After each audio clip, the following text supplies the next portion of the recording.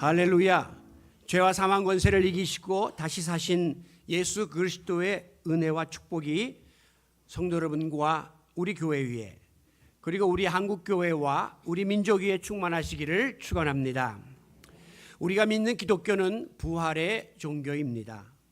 만약 예수님의 부활이 없었다면 고린도전서 15장 14절에서 사도 바울이 고백한 것처럼 우리가 전파하는 것도 헛것이요, 우리가 믿는 믿음도 다 헛것이 되고 말 것입니다. 그러므로 만약에 우리의 복음 전파가 헛것이고 우리의 믿음이 헛것이었다면 우리가 믿는 기독교와 복음과 교회가 지금까지 2000년 역사 속에서 존재해 올 수가 없었겠죠. 잠깐 일어나다가 끝나고 말았을 것입니다. 그러나 예수님이 죽음을 이기시고 다시 살아나심으로 우리가 구원받은 하나님의 자녀가 되었고, 하나님의 자녀들이 모인 교회가 오늘까지 힘있게 반석에 서서 주의 영광을 드러내며 달려올 수 있게 되었음을 믿고 하나님께 감사하는 이 시간이 되시기를 바랍니다. 역사적으로 많은 사람들이 부활은 허황된 주장이다, 허구다, 이렇게 이야기하면서 부정하고 부인해 왔습니다. 저들은 우리가 오늘 예배 때에 함께 고백했던 신앙 고백, 즉 예수님의 동정녀 탄생, 그의 십자가의 죽으심, 그리고 그의 부활, 승천, 앞으로 다시 오신다고 하는 재림, 이와 같은 모든 우리의 신앙 고백을 부정하죠. 불신합니다. 왜냐하면 그 내용이 너무나 허황되고 비이성적이고 비논리적이고 비과학적이라고 하는 것입니다. 어떻게 육체 관계가 없이 동정녀 탄생이 있을 수 있으며, 어떻게 죽은 사람이 다시 살아나고 또 하늘에 어떻게 올라가며 또 어떻게 다시 또 온단 말인가? 도대체 이 모든 내용들이 도무지 믿을 수 없는 것들로 가득 차 있다고 해서 그들은 문제를 제기하는 것이죠. 그 결과 성경에 나오는 이 많은 내용들을 인간적인 지식과 어떤 변증과 경험을 통해서 확증하려고 하는 시도가 있어 왔습니다. 예수님의 부활을 믿지 못하는 사람들 중에는 몇 가지의 설을 주장하면서 이제 부활을 다른 방향으로 해석하는 경향들이 역사 속에 있었는데요. 예를 들면 예수의 시신 도난설, 제자들이 시체를 몰래 훔쳐다가 감춰놓고 예수가 부활했다, 이렇게 거짓 소문을 퍼뜨렸다 하는 거죠. 그런가 하면 가사설, 예수님이 십자가에서 완전히 죽은 것이 아니라 일시적으로 실신을 했는데 나중에 시원한 그 무덤 속에서 다시 제정신을 차리고 살아났다, 뭐 그런 이야기. 그런가 하면 환상설, 제자들이 예수의 부활에 대한 지대한 기대를 했기 때문에 그들이 환상 가운데 예수의 부활을 본 것이다. 혹은 탐묘설, 다른 사람의 빈 무덤을 잘못 찾아가가지고 빈 무덤이다, 예수가 살았다, 이렇게 소문을 퍼뜨렸다는 등등 여러 가지 설들을 제기하면서 부활을 부정하려고 하는 시도가 있어 왔습니다. 심지어 예수님을 따르던 제자 도마까지도 부활하신 예수님을 직접 보지 못한 상황 속에서 내 눈으로 직접 예수님의 손에 못자국 보고 예수님의 옆구리에 창자국에 손을 넣어 봐야만 내가 믿겠다, 이렇게 불신을 표명한 바가 있습니다. 오늘 본문에 보면 선뜻 부활을 믿지 못했던 예수님 주변에 여러 인물들이 등장하고 있습니다. 오늘 다 본문에 읽지는 않았지만 앞에 1절에 보면 안식일이 지나매 예수님이 안식 후 첫날 부활하셨거든요. 오늘로 말하면 이제 주일 아침, 오늘 부활하신 겁니다. 막달라 마리아와, 이 막달라 마리아는 뒤에 보면 7 귀신이 들렸다가 나음을 받았던 여인의 이름이에요. 그리고 야고보의 어머니 마리아, 또한 살로메라고 하는 이 세 사람의 여인이 무덤에 가서 예수님의 시신에 향품을 바르기 위해서 가는 장면이 나오고 있습니다. 자, 이 세 사람은 누구냐? 마가복음 15장에 보면 예수님이 십자가에 달려 죽으실 때에 멀찌감치에 서서 슬피 울며 눈물로 예수님의 죽음을 슬퍼했던 그 믿음이 좋은 여인들이었습니다. 그런데 이제 그들은 예수님이 죽은 다음에 보통 한 3일이 지나면 시신에서 이제 냄새가 나기 시작하기 때문에 그 시신에 향유를 바르기 위해서 향품을 들고 그 무덤에 간 것이죠. 그런데 놀라웠게도 그 무덤 문이 열려 있는 장면을 목격하게 되었습니다. 깜짝 놀란 여인들이 무덤 안으로 들어가 보니까 흰옷을 입은 청년이 그 안에 있었습니다. 소위 말하면 천사가 그 옆에서 있다가 우편에 앉아 말하기를 놀라지 말라. 너희가 찾는 나사렛 예수는 살아나셨고 여기 계시지 아니하느니라. 보라, 그가 그를 두었던 무덤이니라. 빈 무덤을 가리키면서 예수의 부활을 증언했습니다. 여러분, 사실 그때에 예수님의 무덤을 찾아갔던 이 여인들은 예수님의 시신에 향유를 바르려고 간 것이지, 즉 주님의 죽음을 전제로 하고 향유를 바르러 간 거지 무슨 부활했다 이런 거는 꿈에도 상상을 못했던 거예요. 그런가 하면 이제 3절에 무덤에 가면서 그 여인들이 뭐라고 자기들끼리 말하냐면, 야, 누가 우리를 위해서 저 큰 돌무덤 문을 옮겨줄까? 나약한 여인들의 힘으로 어떻게 이 무거운 돌무덤 문을 열지라고 고민하고 있는 모습이라든가, 또 5절에 열려진 무덤 안에 들어갔다가 천사를 보자 소스라치게 놀라며 벌벌 떨고 있는 모습을 보면 애초부터 이 세 여인들의 마음속에는 부활이라고 하는 기대도 없었고 믿음도 전혀 없었다고 하는 것을 보여주고 있습니다. 단지 이 여인들의 관심사는 하나예요. 예수님 시신을 그나마 좀 보존하고 예수님 시신의 냄새 안 나게 해드리는 것으로 우리가 할 바를 다하겠다고 하는 그런 것에 꽂혀 있었지, 주님이 다시 살아나신다, 부활, 이거는 아예 상상도 못했던 겁니다. 사실 그들은 예수님을 살아생전에 가장 사랑했던 그런 이들 중에 속해 있었습니다. 그리고 예수님이 십자가에 달려 죽을 때도 많은 사람들이 다 도망가고 뿔뿔이 흩어졌는데도 끝까지 주님 곁을 지켰던, 오늘로 말하면 믿음이 아주 좋은 신실한 믿음을 지닌 자들이었어요.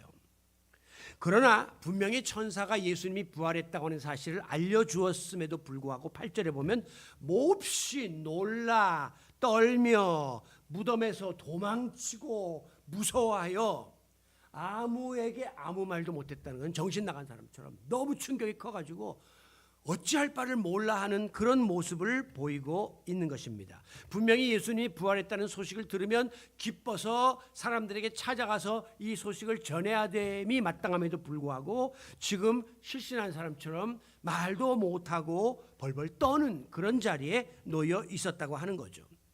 앞서 말씀드린 것처럼 소위 당시에 믿음이 강하고 믿음이 좋다고 여겨졌던 여인들조차도 예수님이 부활했다는 이 사실을 선뜻 받아들이거나 믿지 못했다고 하는 사실은 오늘 우리가 부활신앙을 소유한다는 것이 얼마나 어려운 일인가 하는 것을 입증해주고 있습니다.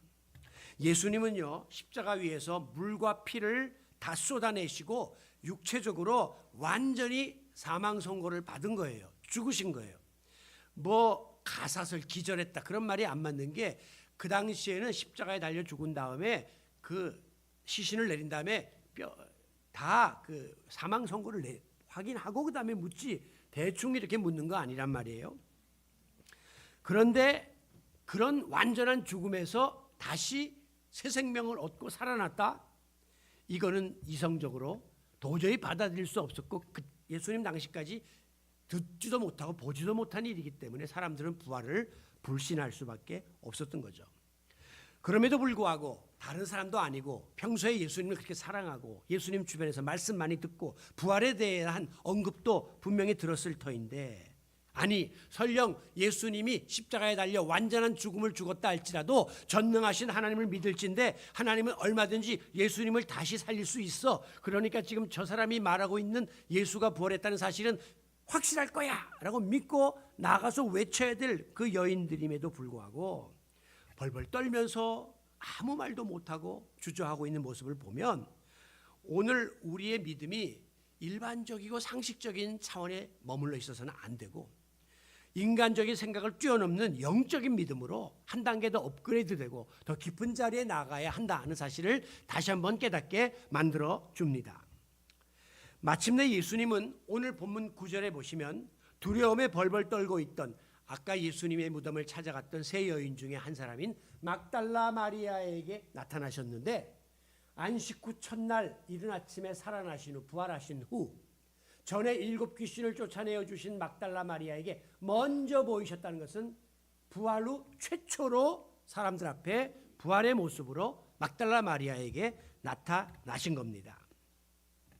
이 막달라 마리아는 과거에 7 귀신이 들렸던 여인인데, 예수님께서 그 귀신을 쫓아내어 주신 후 예수님을 구주로 영접하고 주님 곁을 따라다니면서 충성스럽게 봉사하고 섬겼던 그런 귀한 여인이었습니다. 우리 주님은 막달라 마리아에게 나타나셔서 이제 내가 부활했다는 사실을 확실하게 보여주신 거죠. 그러자 이제는 예수님의 부활을 확신하게 된 막달라 마리아는 10절에 단숨에 달려갑니다. 누구에게? 슬픔과 두려움 가운데에 울고 있던 예수와 함께하던 자들, 그들이 곧 제자들을 말하는 거예요. 제자들이 모여있는 자리에 뛰어가서 우리 주님이 부활하셨다고, 내가 오늘 새벽에도 그런 빈 무덤을 보았고 지금은 예수님이 확실한 부활체로 나에게 나타나서 보여주셨다고 이 부활의 사실을 증거했습니다. 그런데 여러분, 이게 웬일입니까? 예수님의 부활의 소식을 전해들은 제자들은 마땅히 할렐루야, 드디어 우리 주님이 부활하셨구나 하면서 기뻐 뛰고 서로 얼싸안고 눈물을 흘려야 마땅함에도 불구하고 11절에 그들의 반응은 어떠했느냐? 예수께서 다시 살아나셨다는 것과 마리아에게 보이셨다는 것을 듣고도 믿지 아니하니라. 이게 있을 수 있는 일입니까? 제자들이 예수님께로부터 부활에 대한 예언도 들었고 예수님이 부활했다고 하는 사실을 봤다니까 할렐루야 찬양하려 할 텐데, 다 듣고도 살긴 뭘 살아, 네 앞에 나타나긴 뭐가 나타나, 믿지를 않았더라고 하는 거예요. 그야말로 저 여인이 너무 상심한 나머지 지금 헛개비를 보고 정신 나간 소리를 하는구나, 이렇게 취급을 한 겁니다. 그러자 우리 예수님은 두 번째로 12절에 그 후에 그들 중, 제자들 중에 2 사람, 이게 이제 나중에 보면 엠마오로 가는 2 제자를 말하는 거예요. 시골로 가는 그 사람들에게 다른 모양으로 또한 나타나셨습니다. 그 과정은 여러분들이 많이 들어서 아시겠지만 처음에는 누군지 모르다가 나중에 떡을 떼어 주실 때 눈이 밝아지면서 예수님이었구나 라고 하는 사실을 깨달았으나 이미 주님은 그 곁에 계시지 않았다. 그들은 이 사실을 듣고 그냥 오던 길을 되돌아갑니다. 그래가지고 또 그 제자들에게 내가 예수님 보았다고, 우리 둘이나 봤다고, 예수님이 우리에게 떡을 떼어 주셨다고, 가르쳐 주셨다고 이렇게 말씀을 증언했는데 13절에 보니까 제자들에게 알렸을 때 역시 믿지 아니하니라. 또 안 믿는 거예요. 도대체 이 제자들이 믿음이 있는 겁니까? 막달라 마리아가 와서 이야기할 때 처음에 못 믿은 거는 이해해요. 그런데 이번에는 그 제자들 중에 2 사람이 엠마오로 가다가 예수님 만나고 다시 와가지고 보았다고 이렇게 말할 때는 무언가 마음에 깨달음이 있어야 될 것 아닙니까? 그럼에도 불구하고 또한 믿지 않는 이런 모습을 보여주고 있습니다. 결국 예수님은 이 믿음이 없는 11제자에게 직접 찾아가서 나타내 보여주셨는데요. 14절에 그들의 믿음 없는 것과 너희들 왜 이렇게 못 믿냐? 그리고 왜 이렇게 마음이 완악한가? 라고 꾸짖으시니 이는 자기가 살아난 것을 본 자들의 말을 믿지 아니하밀러라. 앞서 막달라 마리아도 이야기했고 제자 중에 2 사람이 가서 말했는데도 왜 이렇게 믿지 않느냐라고 하시면서 2 가지를 책망했어요. 믿음이 없는 것. 여러분, 제자들이 믿음이 없었겠어요? 믿음이 있으니까 3년이나 예수님을 따라다녔죠. 그러니까 이 말의 뜻은 믿음이 없는 것처럼 여겨질 만큼 믿음이 너무 연약하고 작은 믿음을 책망했다는 거죠. 또 하나, 마음이 완악하다는 것은 이렇게 잘 믿으려고 하지 않는 완고한 마음, 돌 같은 마음, 딱딱해진 마음, 무뎌진 마음을 예수님께서 책망한 것입니다. 제자들이 누굽니까? 3년 동안이나 예수님 곁을 따라다니면서 온갖 교훈을 받았고 눈으로 기사의 적을 목격했고 당대의 그 누구보다도 철저하게 훈련받은, 그러므로 가장 믿음이 좋아야 마땅한 그런 무리들임에도 불구하고 부활에 관한 믿음에 대해서는 그 믿음을 확실히 소유하고 있지 못했음을 보여주는 증거예요.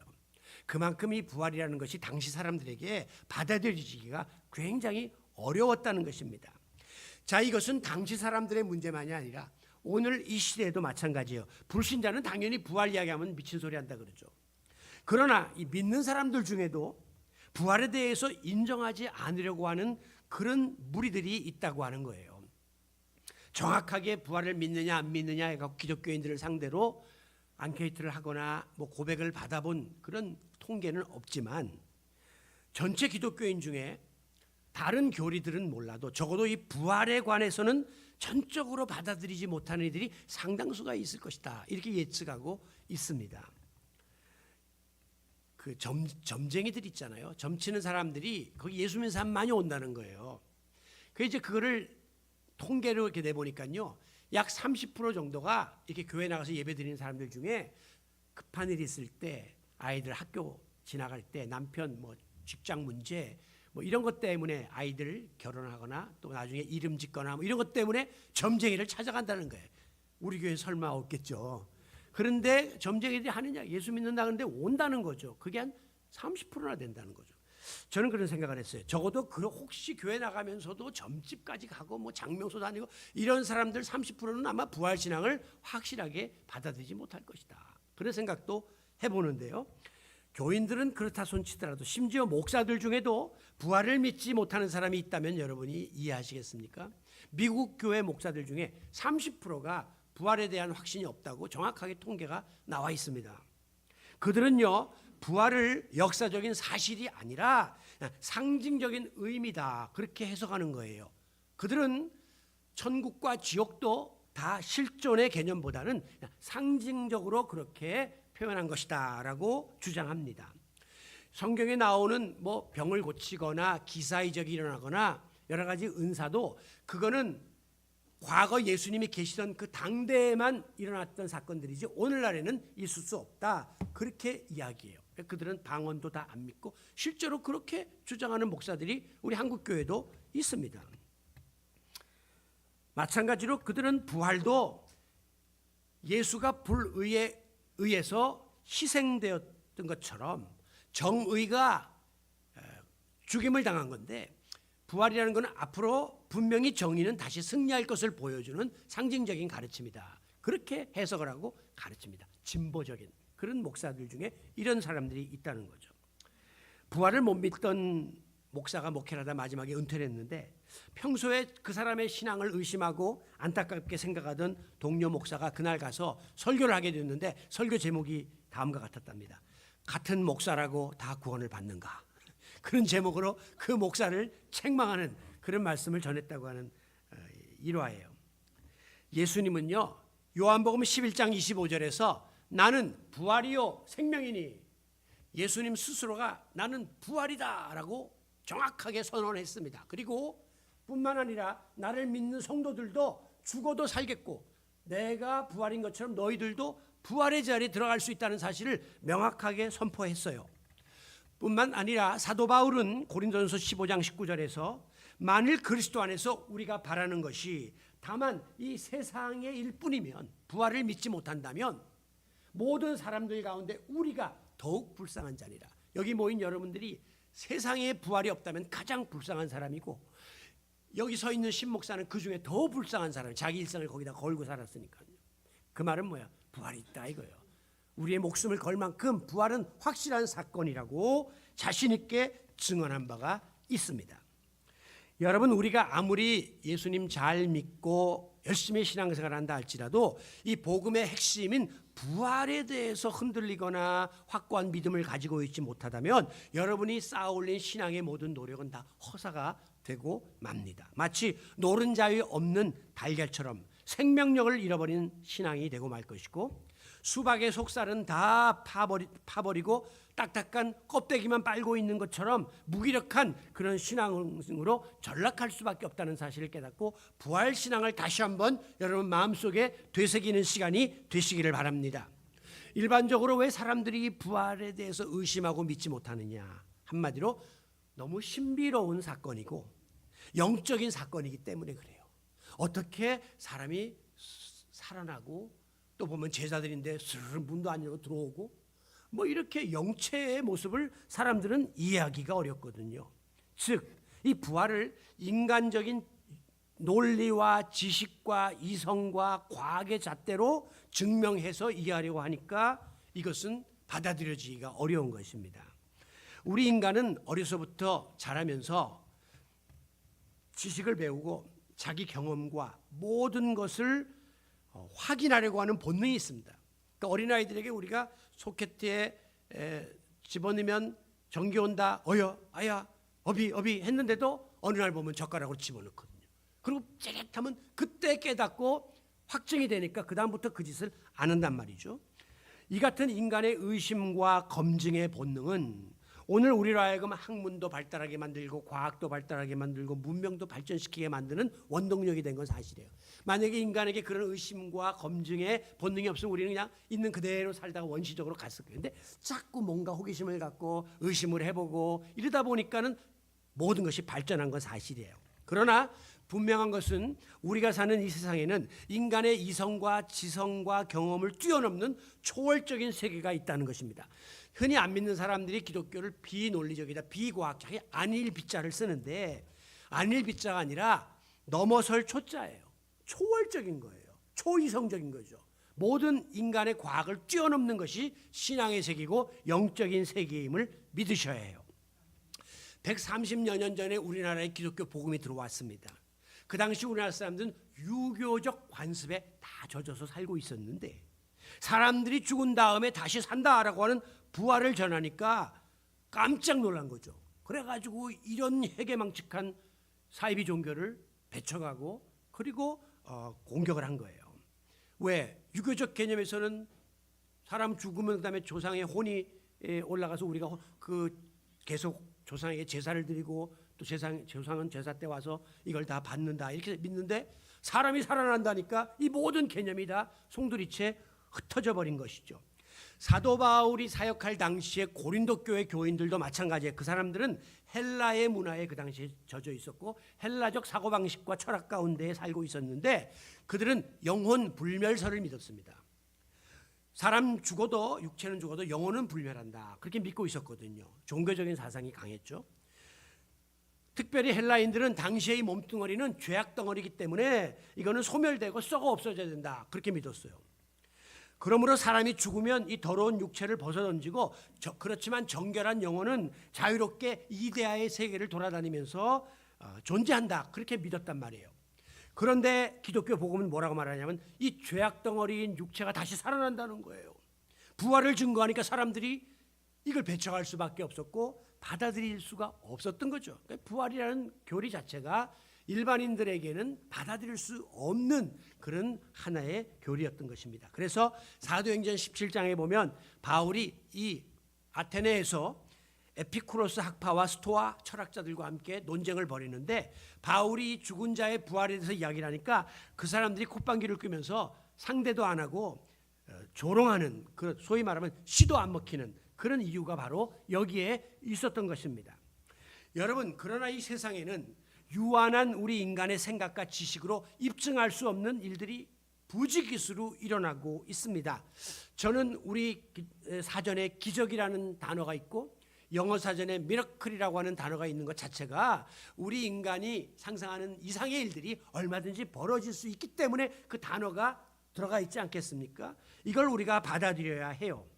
특별히 부활을 포함한 이 영적인 신앙의 세계는 육체의 한계를 뛰어넘는 초월적인 영적인 안목으로 봐야만 이게 비로소 받아들여지게 되는 것입니다. 제가 전에도 말씀드린 것처럼 성경을 여러분이 육체의 눈을 가지고 보면 창세기부터 말이 안 되는 거예요. 이게 무슨 하나님이 말씀으로 뭐 천지를 창조하셨다. 모세가 뭐 홍해를 갈랐다. 뭐 만나 메추라기가 뭐 하늘에서 떨어졌다. 40년 동안 광야 생활에도 의복이 헐지를 않았다. 이 말이 안 되는 거거든요. 근데 예수님 당시에도 뭐 병자를 고치더니만 뭐 죽은 자를 살리더니만 나중에 자기가 다시 또 죽었다가 살아났다. 하나도 이거 인간의 눈으로 보면 성경이 안 받아들여져요. 그런데 우리가 하나님이 주시는 영안을 밝게 떠서 성경을 보기 시작하면 아멘 아멘 하면서 이 말씀들이 막 꽂히고 생동력 있는 말씀으로 받아들여지게 된다는 사실을 우리는 알아야 해요. 오늘 우리 현대인들의 관심사는 온통 건강에 꽂혀 있습니다. 옛날에 한 7, 80살면 갈 때는 그러려니 했는데 이제는 희망이 생긴 게 100세까지 갈 수가 있다는 거거든요. 그러니까 우리 모두가 어떻게 하면 그렇게 할 수 있을까라고 하는 관심을 쏟게 되는데 하필이면 정보가 발달된 정보화 시대가 되어서 우리 손아귀에 이 모든 비법을 볼 수 있는 이런 시대가 됐단 말이죠. 그러니까 우리가 이럴 땐 뭐 하나 탁탁 치면 이렇게 해라 저렇게 해라 정보의 홍수가 지금 일어나고 있습니다.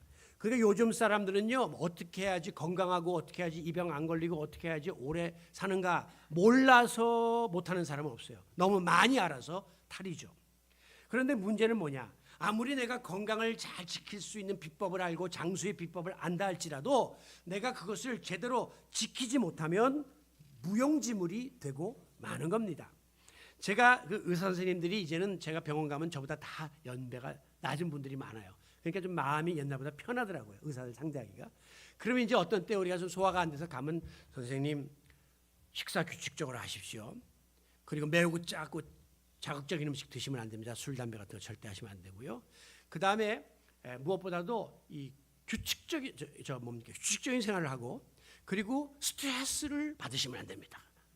막 설명해요. 그럼 내가 듣다가 스트레스가 와요. 그 말 들으면 이거 뭐 지키지도 못할 거를 자꾸 이야기하고 하니까 근데 선생님은 그걸 다 지키세요.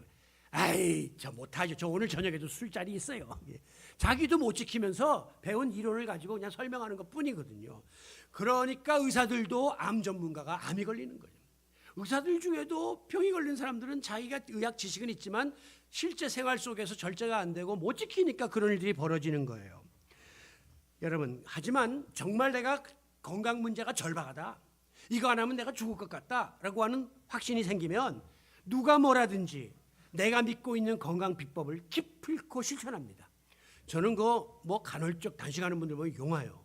아무리 맛있는 거 옆에서 막 고기 구워도 안 먹어요.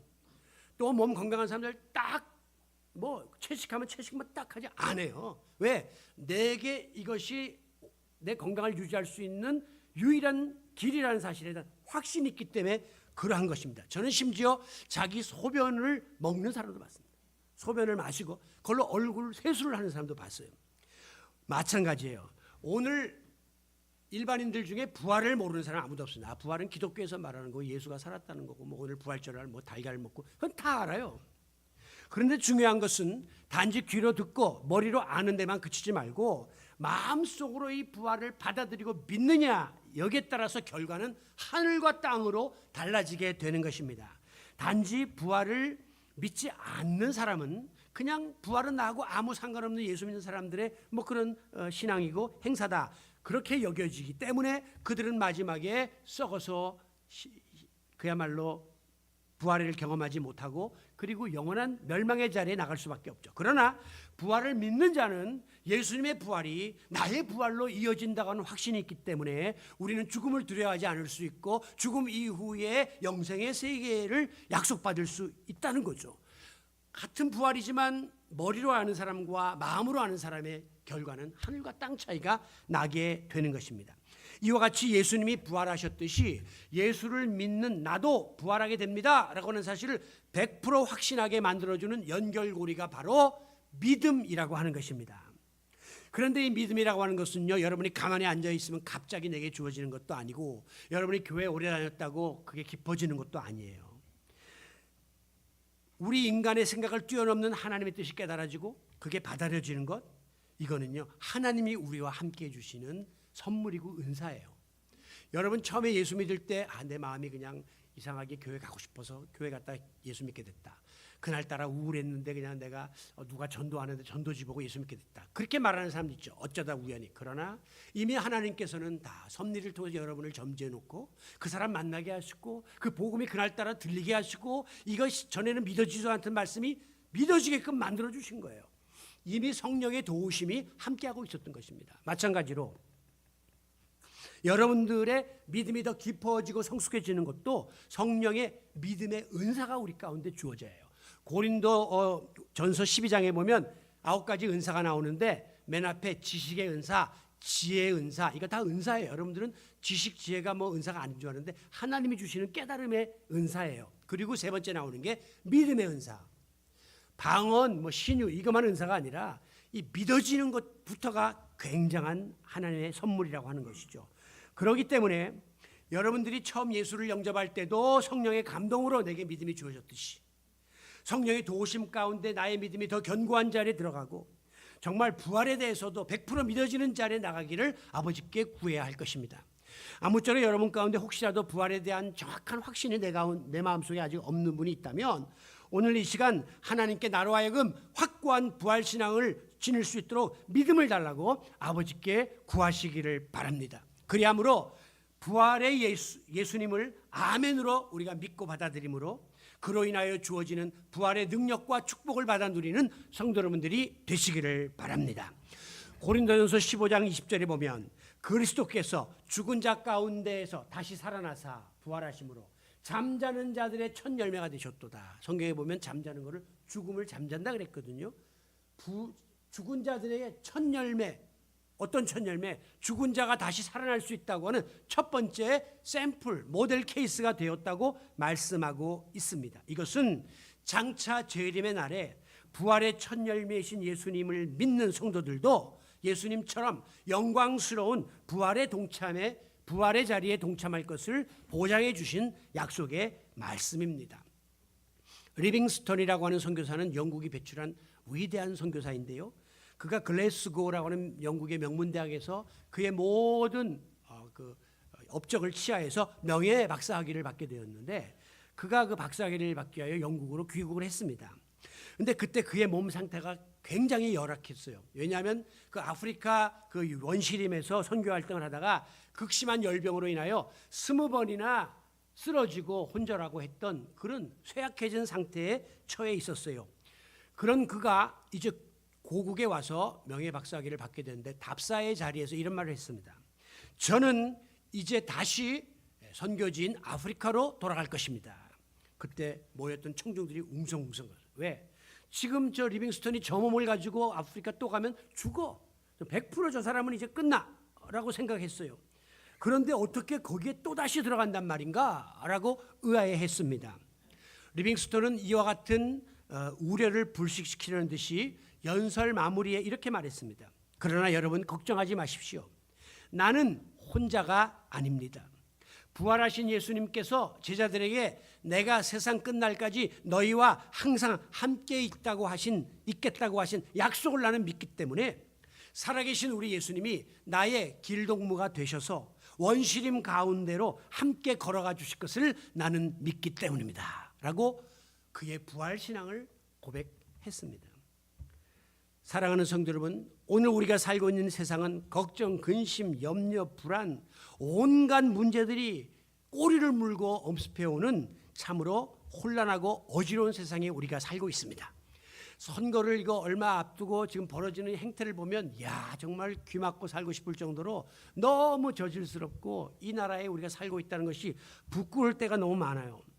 여러분, 이 어려운 세상 속에서 부활에 대한 신앙이, 믿음이 우리 가운데 확실히 정립되어 있기만 하다면 이 어떠한 어려움과 문제도 우리는 다 극복할 수가 있습니다. 왜냐하면 세상의 모든 문제, 정치까지도 궁극적으로 의식주와 관계된 거냐.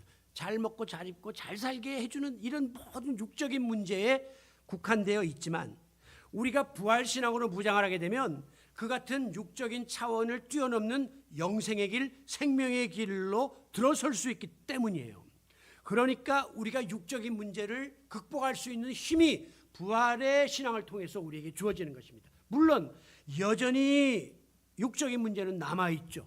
예수 믿어도 아픈 건 아픈 거고 경제적으로 어려운 건 어려운 거지만 이 문제가 나의 올무가 되어서 나를 주저앉히는 게 아니라 이것을 극복할 수 있는 하늘의 소망, 하나님이 주시는 믿음을 가지고 우리가 나아가기 때문에 이 육적인 문제가 상대적으로 이전보다 작아지는 거예요. 그러니까 우리가 힘있게 그리스도인으로 살아갈 수가 있다는 것입니다.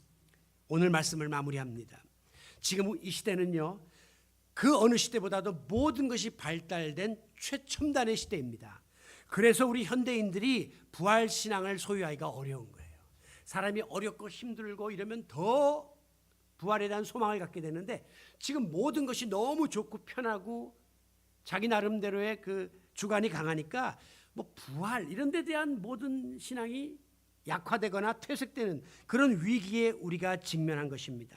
오늘 우리의 마음속에 부활에 대한 확고한 믿음이 없거나 또 부활에 대한 믿음이 흔들리고 있지는 않습니까?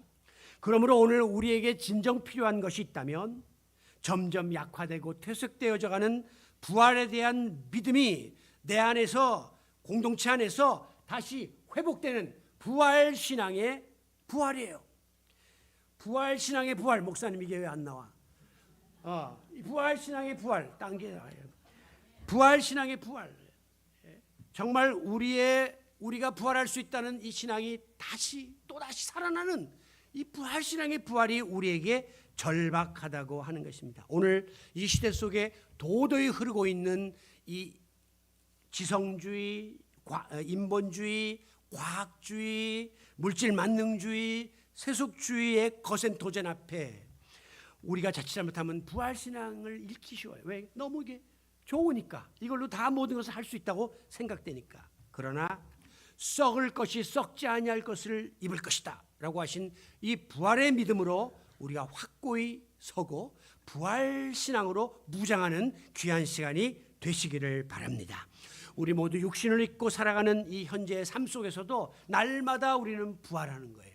날마다 주님과 함께 다시 사는 부활의 특권을 누릴 뿐 아니라 장차 주님이 다가오시는 재림의 그날, 여러분 가운데 한 분도 빠짐없이 이 모든 무리 가운데 다 소속되어서 부활의 영광에 동참함으로 영원히 하나님 나라의 백성으로 살아가는 드림의 권속들이 되시기를 죄와 사망 권세를 이기고 다시 사신 예수 그리스도의 이름으로 축원합니다. 할렐루야. 하나님, 우리에게 부활 소망을 주셔서 감사합니다. 그러나 오늘 여러 가지 세상적인 요건들로 인하여 부활의 믿음이 약화되고 있음을 주님 앞에 고백합니다.